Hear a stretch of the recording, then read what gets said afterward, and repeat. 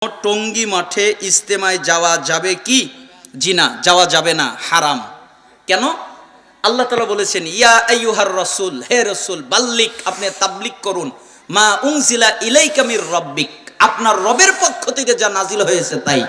ওয়া ইল্লাম তাফআল ফামা বাল্লাগতা রিসালাতাহু, আর আপনি যদি এমনটা না করেন তাহলে রিসালাতের দায়িত্ব পৌঁছালেন না।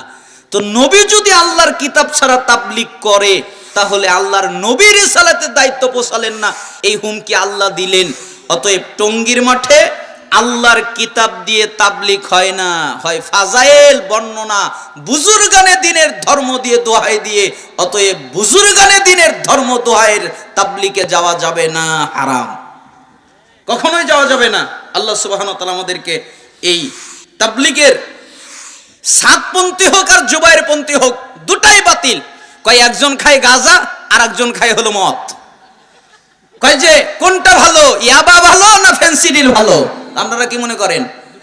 দুটাই খারাপ না? তো সাদ বলেন আর জুবাইরে বলেন, যেই পন্থী বলেন, দুটা একই। আকীদা ভ্রষ্ট, আকীদা সঠিক নয়, ইসলামী আকীদা নয়। অতএব তাদের ইজতেমায় যাওয়া যাবে না, হারাম।